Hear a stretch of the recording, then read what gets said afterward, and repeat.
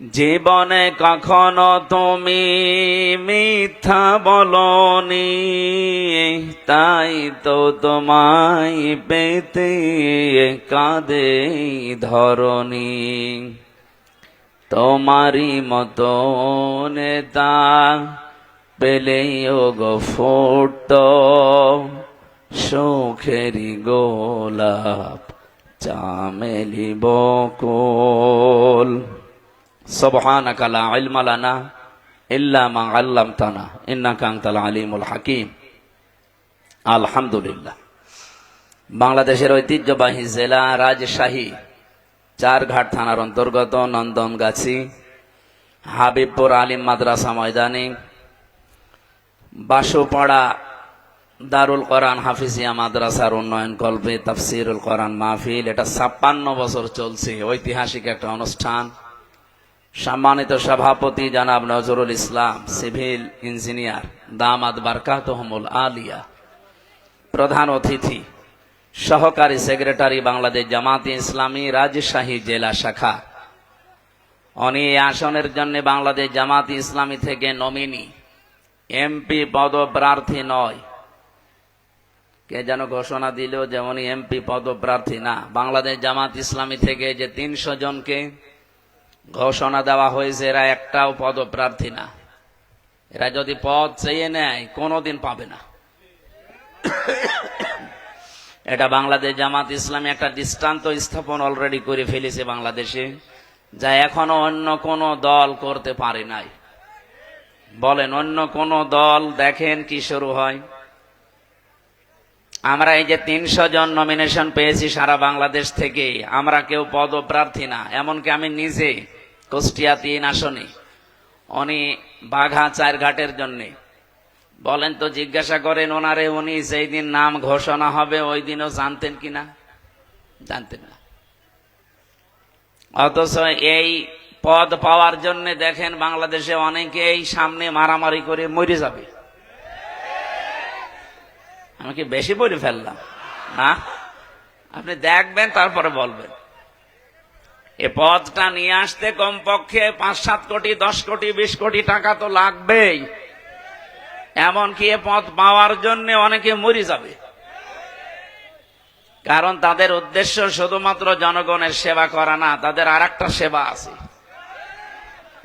কিন্তু জামাত ইসলামী থেকে এইরকম কোন ধান্দাবাজ নেই। অলরেডি ঘোষণা আপনারা শুনেছেন আমিরে জামাতের কাছ থেকে, যে এই দল থেকে কেউ যদি এমপি হয়, মন্ত্রী হয়, 5 বছরে তার একটা টাকা বাড়বে না, যা আছে আরো কমে যাবে। এই দেশে 73টা দল, কোন দল এই গ্যারান্টি দেখতো ওই দল থেকে এমপি দাঁড়াবে না? বলবো ঝামেলা করে লাভ কি? আমার ওখানে যিনি আছেন উনি অলরেডি ঘোষণা অলরেডি দিয়েছেন যে দরকার হয় আমি 100 কোটি টাকা খরচ করব, তারপরও এই আসন আমার চাই। আপনার কি লাভ ভাই? আমাদের 1 টাকা খরচও নেই, 1 টাকা তোলার ধান্দাও নেই। আর আপনি 100 কোটি টাকা যদি খরচ করেন, কমপক্ষে 5 বছরে 500 কোটি টাকা তুলবেন। আর যেভাবেই তুলবেন এগুলো তো সব জায়েজ নাকি? এই কারণে আমাদের অবস্থা এই জায়গায় দাঁড়িয়েছে। আগামীতে দাঁড়াবে না ইনশাআল্লাহ। যিনি আজকের প্রধান অতিথি, বিশিষ্ট ইসলামী চিন্তাবিদ, শিক্ষাবিদ অধ্যক্ষ জনাব নাজমুল হক, দামাত বারকাতুহুমুল আলিয়া, বলেন আমিন। বিশেষ অতিথি সেক্রেটারি বাংলাদেশ শ্রমিক কল্যাণ ফেডারেশন রাজশাহী বিভাগ, রাজশাহী জেলা, মাওলানা শফিকুল ইসলাম। আমন্ত্রিত অতিথি অনেক মানুষের নাম দিয়েছেন আপনারা, জনাব আবুল কালাম আজাদ, সোহেল রানা না সোফেল রানা? সোফেল ভুল হয়েছে মনে হয়, সোহেল রানা হওয়ার কথা ছিল হয়তো নাকি? জনাব আয়ুব আলী এবং মিজানুর রহমান। এখানে যাদের নাম দেখলাম এদের নামে দেখেন এখানে কিছু লেখা আছে। একজনের লিখেছেন আমির বাংলাদেশ জামাত ইসলামী 4 ঘাট উপজেলা। বাংলাদেশ জামাত ইসলামী 4 ঘাট উপজেলার সহকারী সেক্রেটারি, বাংলাদেশ জামাত ইসলামী 4 ঘাট উপজেলার সেক্রেটারি, বাংলাদেশ জামাত ইসলামী নিমপাড়া ইউনিয়নের আমির।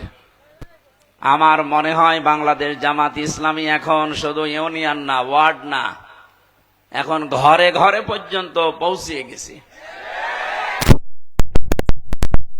নেই যে ঘরের মানুষ জানে না যে দেশে জামাত ইসলামী নামে একটা দল আছে। সে ভালো জানুক আর খারাপ জানুক, কে কথা বলে না কেন? এই খারাপ জানানোর পেছনে এই 54 বছরে যারা দায়িত্বে ছিল তারা দায়ী। এরা এই সত্য মিথ্যা মিশ্রণ করে এদের বিরুদ্ধে শুধু প্রোপাগান্ডা চালিয়েছে, অথচ জনগণের কাছে 54 বছর আসতেই দেয়নি। 1 বছর মাত্র এসেছে, দেখেন দলে দলে পালে পালে মানুষ এখন ইসলামে আসতেছে। বিশেষ করে ডাকসু আর জাকসুর পরে তো টর্নেডো বয়ে যাচ্ছে দেশে। আমি তো আর রাজশাহী শুধু না, এই দেশে 630টা থানা, প্রায় সব জায়গায় কম বেশি দৌড়াচ্ছি। সারা দেশে একটা ঝড় উঠে পড়েছে ডাকসু জাকসুর পরে। এখন অধিকাংশ মানুষ বলছে আর কোন দিকে নেই, এখন আছে আল্লাহর বিধান কায়েম করার জন্য, যা হয় হবে। গত শুক্রবারে আমার ইউনিয়নে জমার নামাজের পরে 18 জন নেতা সবের নেতৃত্ব দেয় এলাকায়। তারা বলছে এতদিন ভুল পথে ছিলাম, এখন আল্লাহর বিধান কায়েমের জন্য আপনার হাতে হাত দেব। আমি বললাম কালেমা পড়ানো লাগবে? বলছে না, কালেমা পড়ানো লাগবে না, তবে আসি আপনার সাথে।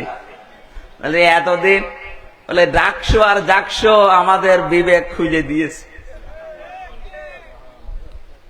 সারা দেশে আমি কোরআনে কারিমের একটা আয়াত পড়ছিলাম, এর আগেও বহুবার পড়েছি। ইযা জা নাসরুল্লাহি ওয়াল ফাত, যখন আল্লাহর সাহায্য আসবে হে নবী আপনি বিজয় দেখতে পাবেন। এই যে বিজয় যখন আপনি দেখতে পাবেন, কমপক্ষে 9টা নমুনা আসবে আপনার সামনে। কোন জাতিকে যদি আল্লাহ বিজয় দান করে, 9টা জিনিস একটা একটা করে তাদেরকে দেখায়। প্রথম নাম্বারে অরাইতান নাসা ইয়াদখুলুনা ফি দীনিল্লাহি আফওয়াজা, হে নবী আপনি দেখবেন দলে দলে পালে পালে মানুষ ইসলামে প্রবেশ করছে। সেদিন 100 হিন্দু পরিবার এসেছে। হিন্দু মানুষরা এখন বিশ্বাস করছে দেশে ইসলাম ছাড়া নিরাপদে থাকার কোনো দল নেই। গোবিন্দ চন্দ্র পরামানিক, হিন্দু মহাজোটের মহাসচিব সারা বাংলাদেশের, এই লোকটা সেদিন ফেসবুকে লাইভ এসে জানিয়েছে এই দেশে যদি জামাত ইসলামী রাষ্ট্র ক্ষমতা পায়, যত ধর্মের লোক দেশে আছে সবাই নিরাপদে থাকবে। আমার মনে হয় হিন্দু গোবিন্দ চন্দ্র পরামানিককে আমি কানে কানে বলে দিয়েছিলাম। এটা হিন্দু মানুষ, সেই বিশ্বাস করতে পারে, অথচ অনেক আলেম পর্যন্ত এখন দেখছি নামধারী জালেমের কাতারে। মুরব্বী মানুষ এক পা কবর এক পা টাঙায়, এখনো পর্যন্ত জালেম মুনাফিক এবং রাম আর বামদের টাকা খেয়ে ফতোয়া দিচ্ছে যে জামাত ইসলামী কোন ইসলামী দল না, এটা ভণ্ড ইসলাম, এরা মওদুদের মতবাদ কায়েম করতে চায়। আপনি মরণের আগে এরকম মিথ্যা কথা মিথ্যা তহমত দিতে পারলেন, আপনার তো ঈমান নসিব হবে না। এত বড় মিথ্যা তহমত দেন কি করে? উনি জেলার সহকারী সেক্রেটারি, জিজ্ঞাসা করেন তো এই দেশে জামাত ইসলামী মওদুদিবাদ প্রতিষ্ঠা করতে চায়। মওদুদি আমাদের ইমামের, আমাদের মাযহাবের ইমামও না, ওনার কোনো মাসলাও আমরা নেই না। ওনার একটা বিষয় শুধু আমরা নিয়েছি যে গণতান্ত্রিক পদ্ধতিতে ইসলাম কায়েম করা। হ্যাঁ, আপনার কাছে যদি এটা ভালো না লাগে আপনি অন্য কোনো পদ্ধতি দিতে পারেন, দেন। আমরা তাকে মাযহাবের ইমাম মানি না, কোন মাসলার ইমামও তারে মানি না। আর আন্দাজে এই তহমতটা আপনি এই 54 বছর লাগিয়ে দিয়েছেন। এই মিথ্যা কথা বলার জন্য আমার মনে হয় তার তওবা করা উচিত, না করলেও লোক বেঈমান হয়ে মরবে। কারণ তার জন্য লক্ষ লক্ষ মানুষ বিভ্রান্ত হচ্ছে। একটা মানুষ যদি একজনকে মেরে ফেলে, তাকে মেরে ফেলেন, তার গোনা শেষ। একজন মানুষ যদি 1000 মানুষ হত্যা করার কাণ্ডারি হয়, যেমন হাসিনা, ও তো একজন মারে নাই, ও মানুষ একজন, কিন্তু মানুষ হত্যা করার তালিকায় ওর নাম লক্ষ লক্ষ। এখন হাসিনাকে যদি আপনি একবার মেরে ফেলেন, ওর গোনা মাফ হবে না, ওরে কমপক্ষে 2732 বার মারা লাগবে, তাও শুধু 24 সালের জন্য। আর বাকি সালগুলো বাদ দিলাম। একজন মানুষকে আপনি এতবার মারতে পারবেন? ওর এত জীবন আছে, আর ওর যা জীবন ও তো জীবনই না, ও তো বোনাস হায়াতে আছে। কি কথা বলেন না? ও কি বেশি থাকার কথা? এখন তো মরে যাওয়া দরকার, কারণ এখন আমাদের হায়াত নিয়ে বেশি আছে। যদিও আমাদের দেশে নেই, যেখানে আছে ওই দেশের মানুষের হায়াত এত না গড়, ও যতদিন বেঁচে আছে অন্তত ওনার মরে যাওয়া উচিত। কারণ এই পৃথিবীতে আমি দেখলাম গোপালী, নেপালি আর মোদিজি সব পালানোর ধান্দায় আছে। তা আমি যেটা বোঝাতে চাই, একজন মানুষ যদি একজন মানুষকে বিভ্রান্ত করে, তার একটা গোনা হয়েছে। আর ওই একটা লোকের কথার দ্বারা, কাজের দ্বারা যদি লক্ষ লক্ষ মানুষ বিভ্রান্ত হয়, ওকে আপনি একবার শাস্তি দিলে ওর গোনা মাফ হবে না। এই জন্য ইসলামের নাম নিয়ে হোক আর অন্য কোন নাম নিয়ে হোক, এদেশে যেহেতু এখন সব ইসলাম এক জায়গায় হওয়ার একটা সম্ভাবনা দেখা অলরেডি দিয়েছে, যাদের ভেতরে এতদিন ছোটখাটো বিষয় নিয়ে মত পার্থক্য ছিল, এখন সব বাদ দিয়েছে। তারা বলছে এবার ইসলামের বাক্স যাবে একটা। এই জন্যই তো জালেম আর মুনাফিকদের মাথা খারাপ হয়ে গেছে। তারা এতদিন যারা আমারে বলতে হুজুর দোয়া করেন, এখন দোয়া না বদ দোয়ার জন্য ডাকে না। তারা বুঝে ফেলেছে যে 8 দল না, এদেশে আরো যারা ইসলাম চায় তারা যদি সব এক হয়ে যায়, এখন যাদের ডাকে সাড়া দিয়ে হচ্ছে তাদের বিরুদ্ধে টার্গেট লাগাও। এই কারণে জামাত ইসলামী ভণ্ড, এরা মওদুদিবাদ, এই কথাগুলো এই 54 বছর পরে আবার নতুন করে আরম্ভ করেছে অনেক আলেম নামে জালেম। আমি জালেমই বলবো, কারণ মিথ্যা কথা বলেন কেন আপনি?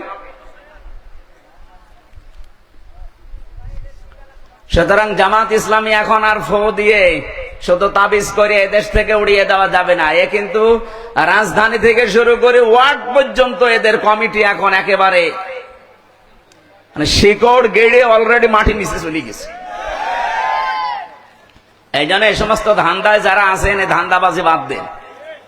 এদেশের মানুষ এখন কিন্তু সচেতন। আগস্টের 5 তারিখের আগে দেশের মানুষ আর বসবাস করে না। এখন চলছে সেপ্টেম্বর মাসের 17 তারিখ না 18 তারিখ।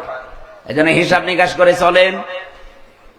আশা করছি আপনাদের বিবেক খুলবে। এরপরও যদি কেউ দাদা বাবুদের কথায় নাচেন, যা হয়েছে আপার আপনাদেরও তাই হবে। আপনাদের আমরা ভালোবাসি, আপনারা মজলুম মানুষ। আশা করছি অন্তত ভারতের আগ্রাসন যেন এদেশে আর দানা বাঁধতে না পারে। যাদের দ্বারা বাঁধবে জাতি কিন্তু খুব সতর্ক, তাদেরকে চিনে ফেলবে, জীবনের মতো তাদেরকে তালাক দেবে।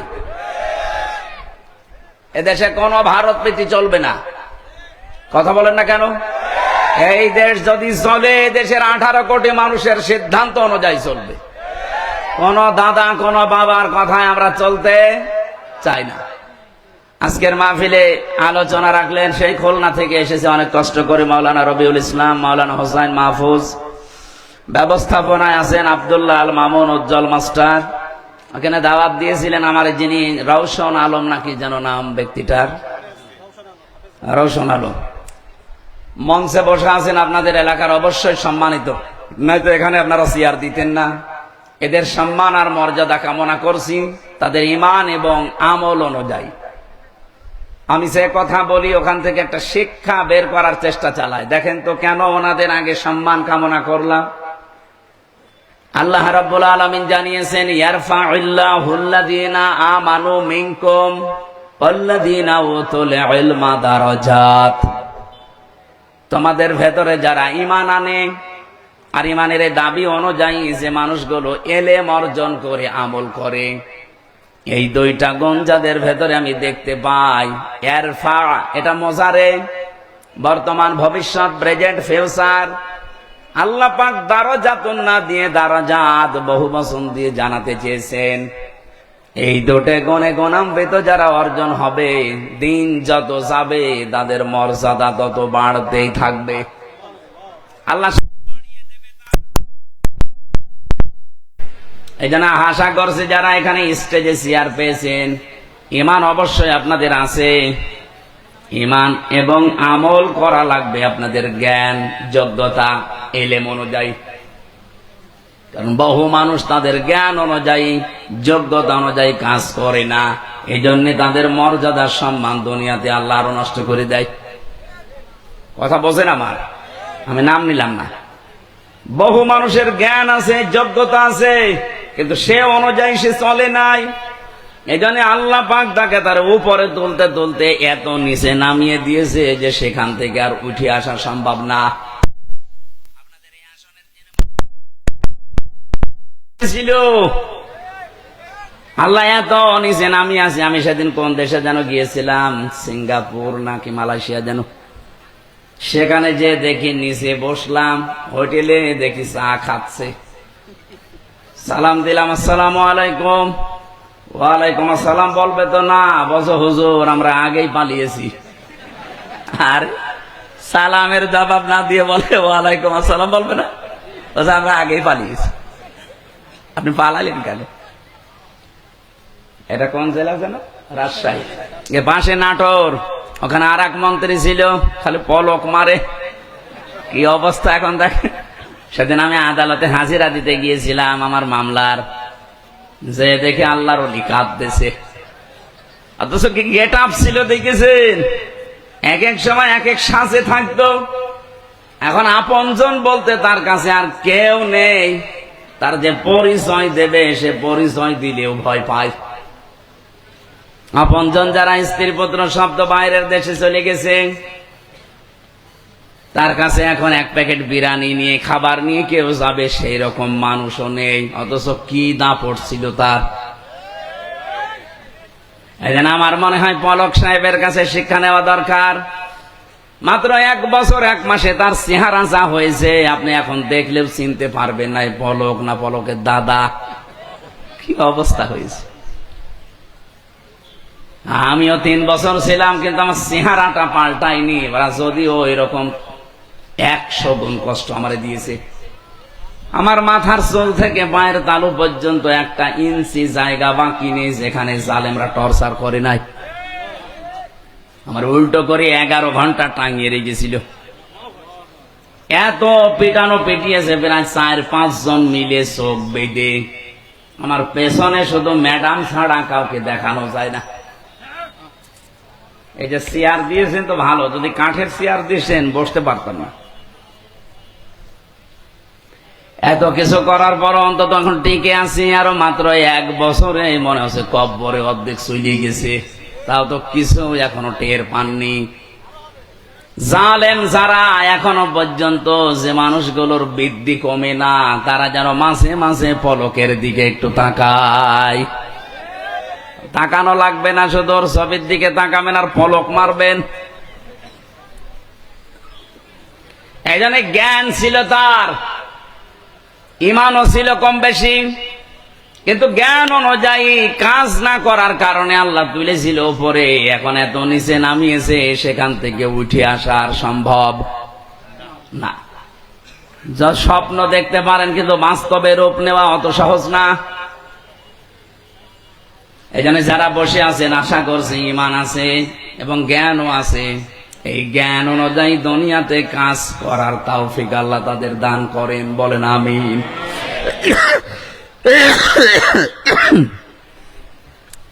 সামনে বসা মুসলমান ভাইরা কষ্ট করে আছেন বসে। এটা একটা আলিম মাদ্রাসা, এখানে বহু আলেম আছে। আলেমদের সম্মান মর্যাদা দুনিয়া আখেরাতে কামনা করছে আল্লাহ যেন দান। কিচ্ছু লাগবে না ভাই। পর্দার আড়ালে শুধু ডানে বামে না, বিভিন্ন জায়গায় তারা বসে আছে। সম্মানিতা মা এবং বোনেরা, প্রশাসনের ভাইরা, প্রাণ প্রিয় রাজশাহীবাসী, আল্লাহর দরবারে শুকরিয়া জানাচ্ছি যে এই বৃষ্টি মুখর দিন, রাতেও আমাদের সারা রাত আজকে বৃষ্টি। এখানেও হয়েছে হয়তো, নয়তো কাদা মাটি। সুতরাং এই ঘন্টা 2-3 সময় আল্লাহ আমাদেরকে কোরআন শোনার জন্য যে একটু বের করে দিলেন। আমরা তাফসীর আকারে কথা বলতে চাই, আপনারা থাকবেন তো ইনশাআল্লাহ? এখানে মাগরিবের আজানের 10 মিনিট আগে আমরা ছেড়ে দেব ইনশাআল্লাহ। দল মত নির্বিশেষে অনুষ্ঠান। এটা কি শুধু জামাত ইসলামী বাংলাদেশের অনুষ্ঠান? না, এ কোরআন শরীফ শুধু জামাত ইসলামী বাংলাদেশের না, কিছু কিছু মানুষ এখন কথা তুলতেছে যে এনাদের নামে ইসলাম শব্দ থাকা জায়েজ নেই। কেন? তারা বলছে আমরা শুধু কোরআন মানি আর হাদিস মানি, এজমা কিয়াস ইজতিহাদ এগুলো আমরা মানি না।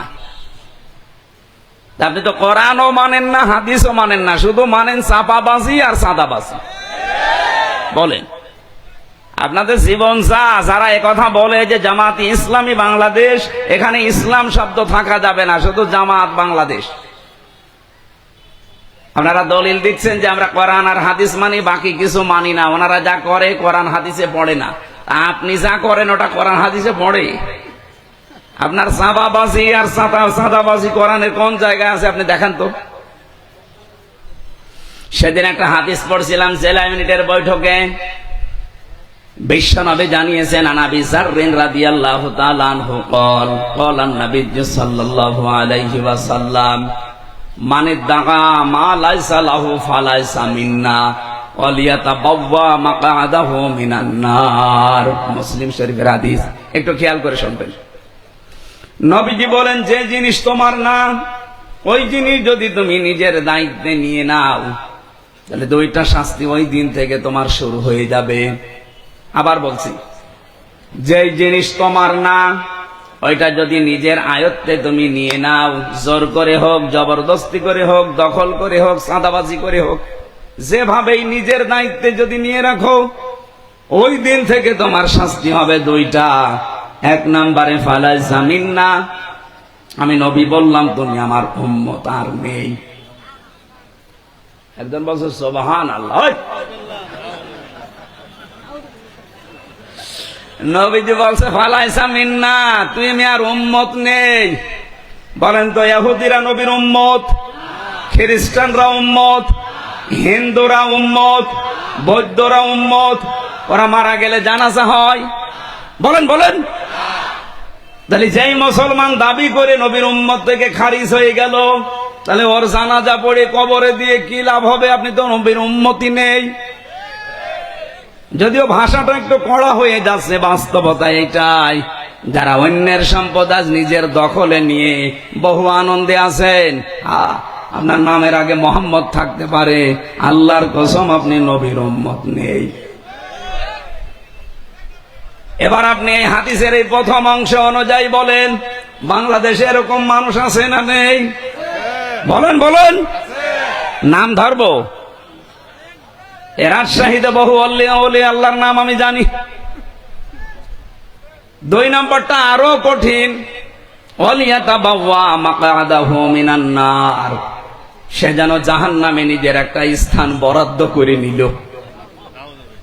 আমার তো হাদিস পড়ার পর থেকে ভয় যে 1 বছর 1 মাসে বহু নবীর উম্মত দাবিদার খারিজ হয়ে গেছে।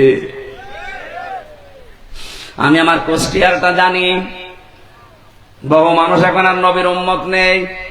ইহুদি মরে গেলে যদি আমারে জানাজা পড়াতে না ডাকেন, নবীর উম্মত যে লোকটা আর নেই, ও মরে গেলে আমারে জানাজা পড়াতে ডাকেন কেন? ওর জন্য আমি না কাবার ইমাম যদি এসে জানাজা পড়াই কবুল হবে? বলেন বলেন, কি বলবে সেই ইমাম সাহেব এসে? বিসমিল্লাহি ওয়া আলা মিল্লাতি রাসূলিল্লাহ, আল্লাহর নামে রাসূলের দলে তুলে দিয়ে গেলাম। অত আল্লাহর নামেও নেই, রাসূলের দলেও নেই। আশা করছি আপনার বিবেকে ধাক্কা লাগবে। এরপরেও যদি কারো বিবেক না খোলে, আমার মনে হয় তার বিবেকের উপরে কুকুরে পেশাব করেছে। দেখেন স্যার বলছে ঠিক। 2 নাম্বারটা যেহেতু আরো কড়া, ওয়ালিয়াতাবাওয়া মাকআদাহু মিনান নার, সে যেন জাহান্নামে নিজের একটা স্থান বরাদ্দ করে নিল। আল্লাহ তুমি আমাদেরকে বাঁচাও। হ্যাঁ, এখানে একটা টিকা আছে, হাদিসের টিকাটাও বলছি, এদিকে তাকান। বহু মানুষ এই 1 বছরের ভেতরে ফতোয়া দিয়েছে যে বাংলাদেশ জামাত ইসলাম এই হাদিসের ভেতরে আছে। কেন? কারণ তারা ইসলামী ব্যাংক দখল করে নিয়েছে। এত বড় দাহা মিথ্যা কথা আপনি বলতে পারলেন? ইসলামী ব্যাংক আপনার বাবার, যাদের ব্যাংক তারা ফেরত পেয়েছে, এদের মাথার ঘাম পায়ে ফেলা ব্যাংকটা। এতদিন হাত ছাড়া হয়ে গিয়েছিল, এতদিন কেড়ে নিয়েছিল জালেমরা, এখন তারা ফেরত পেয়েছে। এটা চিন্তায় বলে না নিজের জিনিস নিজে ফেরত পাওয়া। না, আপনার কোন জিনিস যদি হাত ছাড়া হয়ে যায়, ওইটা যদি আপনি ফেরত পান, তাহলে এই হাদিসের শাস্তির আওতা মুক্ত থাকবেন। সুতরাং আন্দাজে এই দোষ দেওয়া যাবে না যে এরাও ছিনতাইকারী। ডাকসুতে নির্বাচনে যারা ভোট দিয়েছে, কেন্দ্রীয় একজন নেতা, আমি নাম নিলাম না, উনি কালকে রাত 12টার সময় টকশে বলছিল যে আমি কেন্দ্রের দায়িত্বে আছি, অথচ আমার 2 জন ভাতিজা ঢাকা বিশ্ববিদ্যালয়ে, তারা আমার দলের লোককে ভোট না দিয়ে ভোট দিয়েছে শিবিরকে।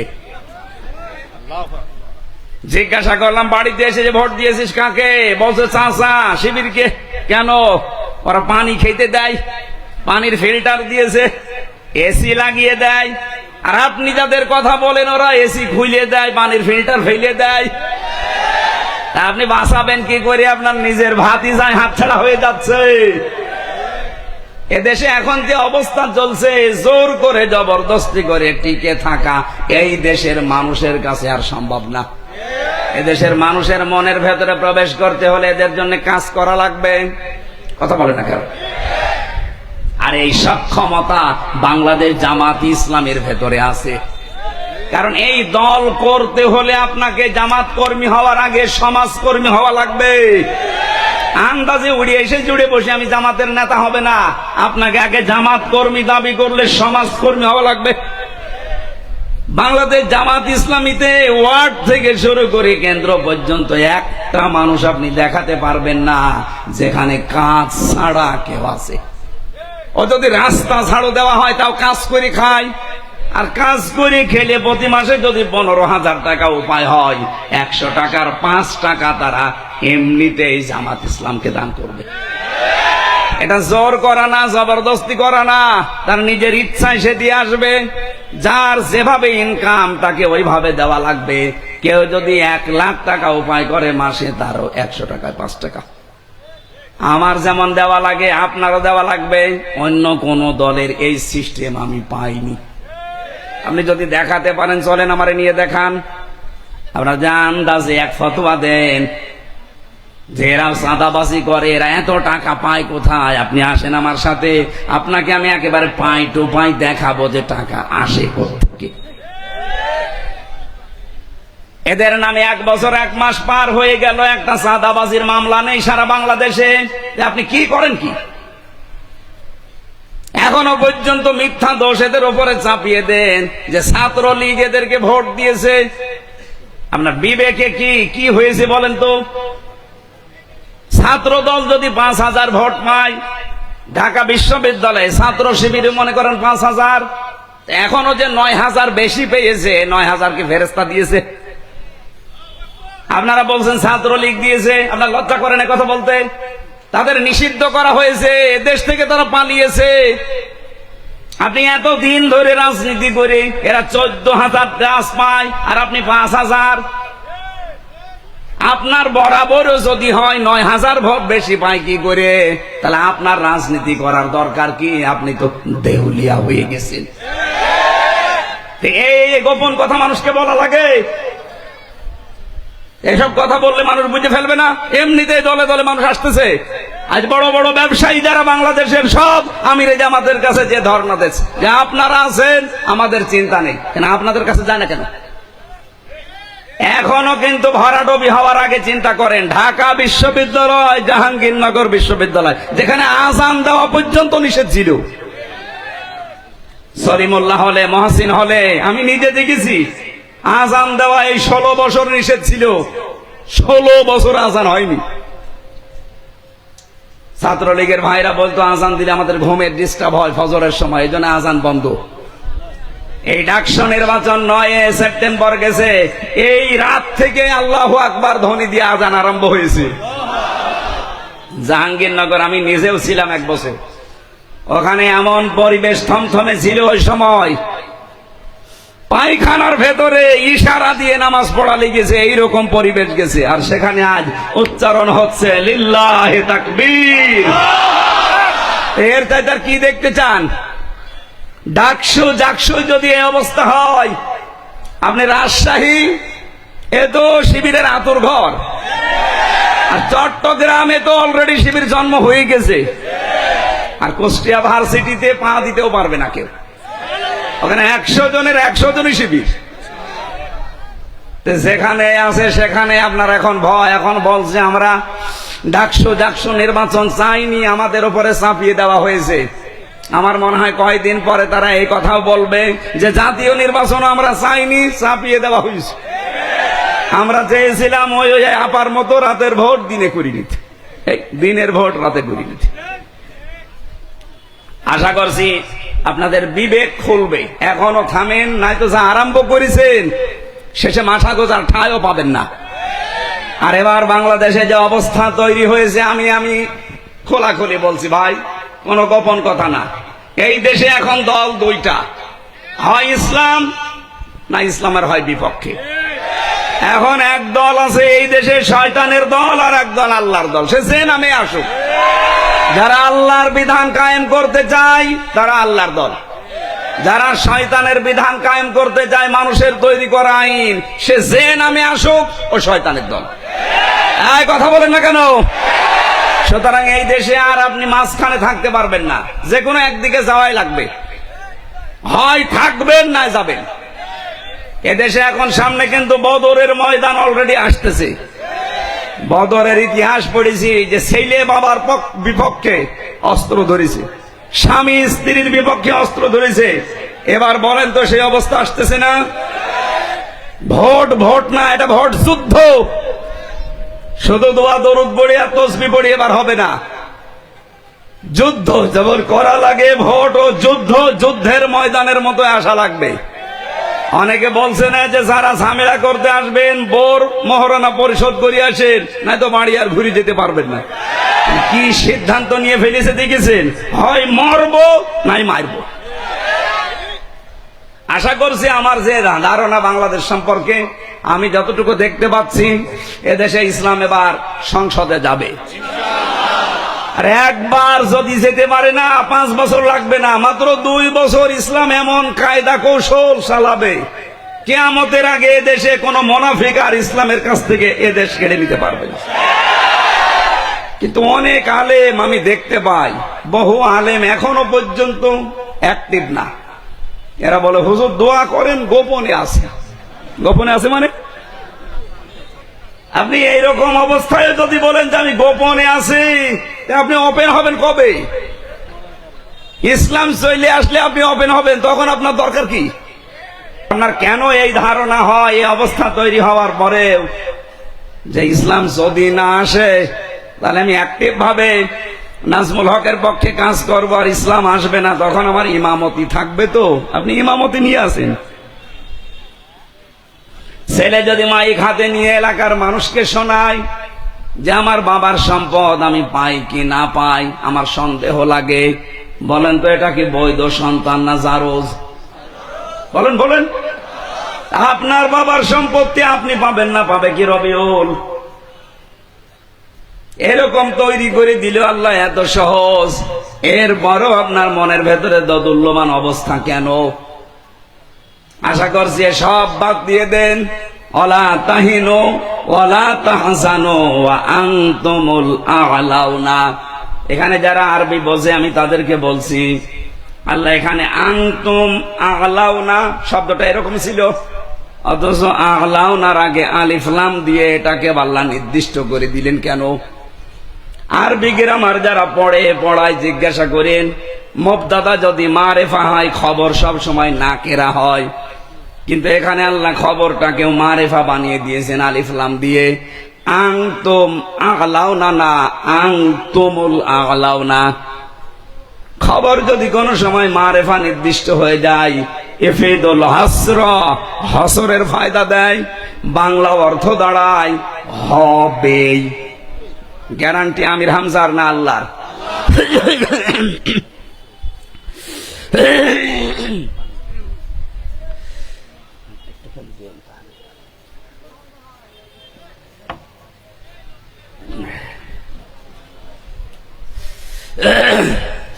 ও রাজশাহীবাসী, আল্লাহ যদি গ্যারান্টি দেয় যে আপনার ভয় কিসের, আর মনের ভেতরে কেন হীনমন্যতায় ভোগেন? কোনো ভয় নেই, কোনো চিন্তা নেই, কোনো দুশ্চিন্তা নেই। আল্লাহ বলেন বিজয় হবে যদি মমিন হতে পারো। কি হতে পারো? বলেন বলেন। আমার প্রশ্ন আমার রাজশাহীবাসীর কাছে, বিজয় দেওয়ার একচ্ছত্র মালিকানা কে? আরো জোরে বলেন। মমিন হওয়ার মালিক কে? এদিকে আসে। আল্লাহ মমিন হবে? আল্লাহ তো মমিন আছে। হ্যাঁ, একেবারে সব হা বললে হবে? আমি আবার প্রশ্ন করছি, বিজয় দেওয়ার একচ্ছত্র মালিকানা ভারতের, আমেরিকার, কার? আর মমিন হওয়ার দায়িত্ব কার?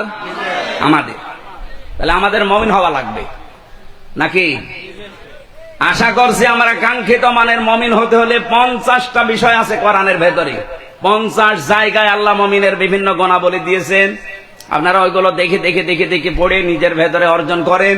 সামনে ইসলাম আসতেছে, আপনি একটু বুক বাঁধেন, বড় আশা নিয়ে বুক বাঁধেন। এবার দেখবেন যে কোরআন দিয়ে বাংলাদেশ চললে কেমন দেখা যায় ইনশাআল্লাহ। কোনো ভয় নেই। যত চাপাবাজি করুক, বিভিন্ন মানুষ দেখছে চাপাবাজি করছে। এই যে ফজু পাগলা, কি চাপাবাজ! চুয়াডাঙ্গার একজন আছে দুদু মিয়া, এ চাপা ছাড়া কি আছে? আশা করছি এই মানুষদের কথায় বিভ্রান্ত আমরা হব না। আমরা কোরআনের উপরে 100% বিশ্বাস রাখতে চাই ইনশাআল্লাহ। দরুদ পড়ছি, সালাম পড়ছি নবীর উপরে।